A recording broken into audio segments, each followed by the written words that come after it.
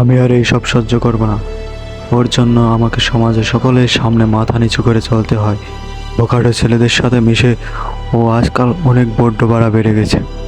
আর কত এভাবে? যা। কি রে শোনা, তার বাবা যা বলছে সব কি সত্য কথা?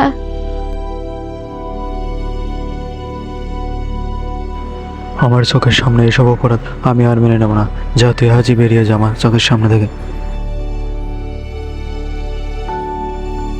এইবার আমি বাড়ি থেকে সত্যিই বেরিয়ে যাব। এইবার বের হলে আর কোনোদিনও ফিরে আসবো না। থাকো তোমরা তোমাদের সমাজ নিয়ে।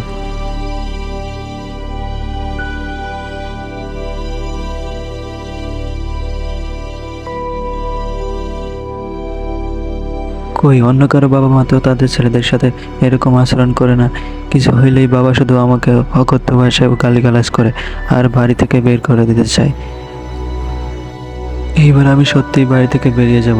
আর কখনো বাড়িতে ফিরে আসবো না। আমার যেদিকে দু চোখ যায় আমি সেদিকেই চলে যাব।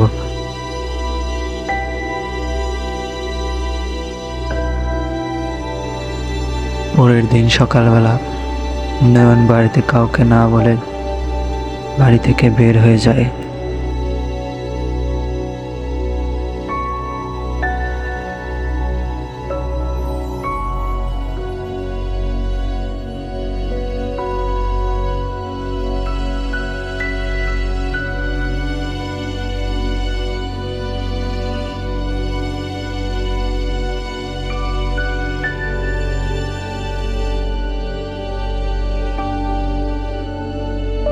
হাঁটতে হাঁটতে পা দুটো ব্যথা হয়ে গেছে।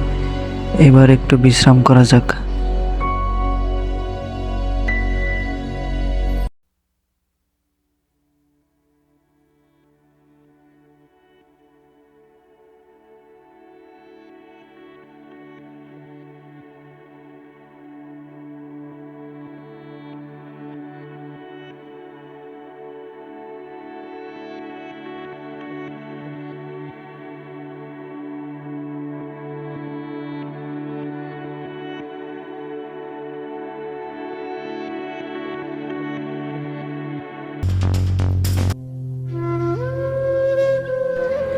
এদিকে নয়নের মা নয়নের জন্য ভীষণ চিন্তা করতে থাকে।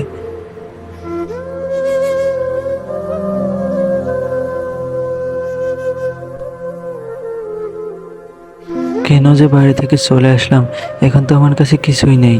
ছিনতাইকারী সব নিয়ে গেল আমার কাছ থেকে। খুব ক্ষুধা লেগেছে।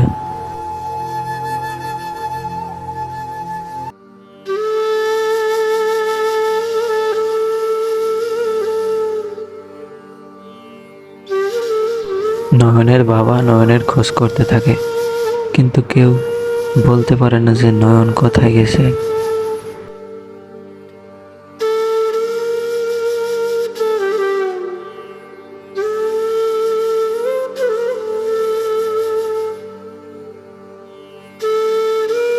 খুব তো ক্ষুধা লেগেছে, এভাবে আর কতক্ষণ থাকবো? যাই, বাড়িতে ফিরে যাই। গিয়ে মা বাবার কাছে ক্ষমা চাইতে হবে।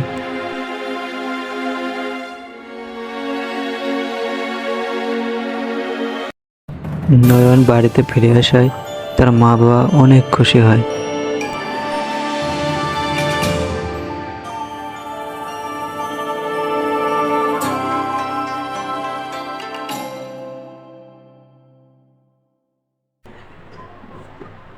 বন্ধুরা, আমাদের চ্যানেলটা অবশ্যই সবাই সাবস্ক্রাইব করুন।